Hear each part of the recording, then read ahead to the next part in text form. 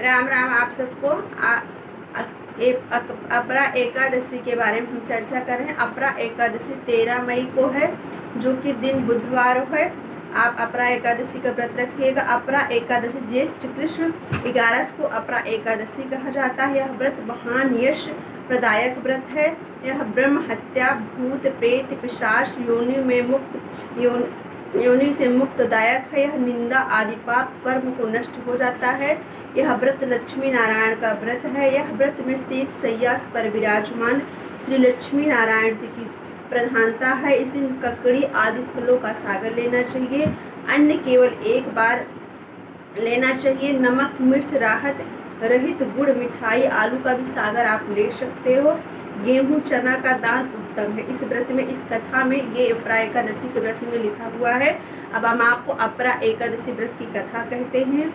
एक समय की बात है, जब युधिष्ठिर और कृष्ण जी बैठे हुए थे, तब युधिष्ठिर ने भगवान कृष्ण से कहा हे प्रभु, ऐसा कोई व्रत बताइए जिसके व्रत करने से इंसान को मोक्ष प्राप्त हो जाए और अपार धन हो, जिसको करने से इंसान का मोक्ष और अपार धन हो। उस दिन फिर भगवान कृष्ण ने अपरा एकादशी की कथा, जो ये द्वादशी भेदी है, जो द्वादशी एकादशी में व्रत में हमेशा जब भी आप व्रत रखिए उसमें एक महत्वपूर्ण ध्यान दीजिए, वो द्वादशी युक्त होना चाहिए।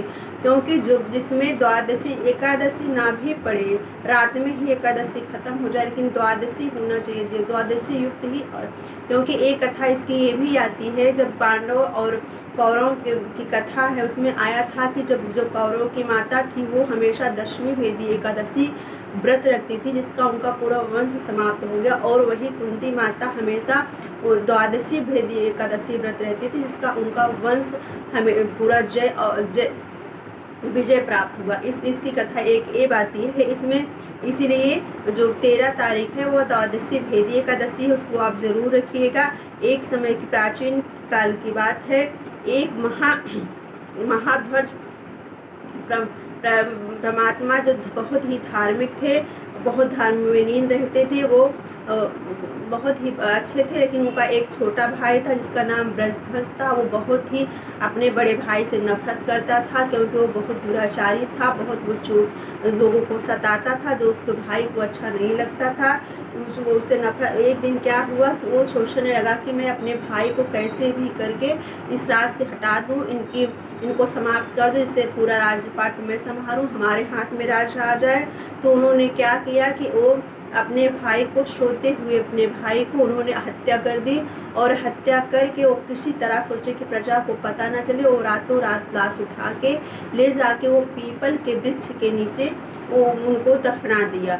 फिर क्या हुआ कि वो उनकी अकाल मृत्यु हुई थी, क्योंकि उनकी मृत्यु समय पे नहीं हुई थी, उनको भाई ने मारा था। अकाल मृत्यु होने के कारण उनके भाई जो राजा थे वो उनको प्रेत योनि मिली, और प्रेत योनि में जब वहाँ वो पीपल के पेड़ में रहने लगे, तो वो जो भी उस रास्ते से गुजरता वो उसको बहुत परेशान करते थे कि जो है, क्योंकि प्रेत योनि में ना तो लोग अन्न ग्रहण सकते, अन्न देख तो सकते, खा नहीं सकते हैं, और वो पी नहीं सकते, इसलिए वो दूसरों को बहुत प्रताड़ित करते थे। फिर एक दिन क्या हुआ कि उसी रास्ते से एक ऋषि गुजर रहे थे।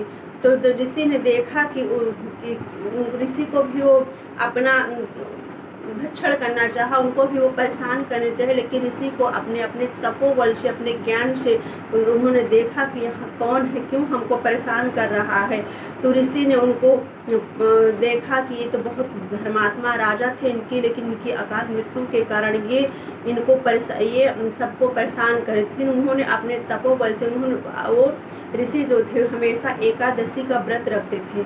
उसी टाइम उन्होंने कहा कि अब हम आज अपने इस एकादशी व्रत का, जितना भी हमने एकादशी व्रत किया उसका मैं सारा इनको जल लेके, हाथ में गंगा जल लेके उन्होंने कहा कि एकादशी व्रत को मैं पूरा पुण्य इनको देता हूँ। जैसे ही वो पुण्य दिए, वैसे ही वो राजा तुरंत जो है आया, राज सिंहासन आया गरुड़ से, और वो पूरे व्रत के, एकादशी व्रत के तपोबल के कारण उनको जो है मोक्ष की प्राप्ति हुई। तो उसी दिन से ये कथा भगवान कृष्ण ने इसको युधिष्ठिर जी को सुनाया। तब से ये अपरा एकादशी का व्रत तो बहुत महत्व बढ़ गया, और जो भी इस एकादशी का व्रत करता है उसके सारे पाप नष्ट हो जाते हैं, उसको अपार धन यश वैभव मिलता है, और उसके घर में हमेशा सुख संपदा प्राप्त होती रहती है। जो भी एकादशी का व्रत करता है उसको मोक्ष मिलता है। इस यही कथा है। जय श्री राम।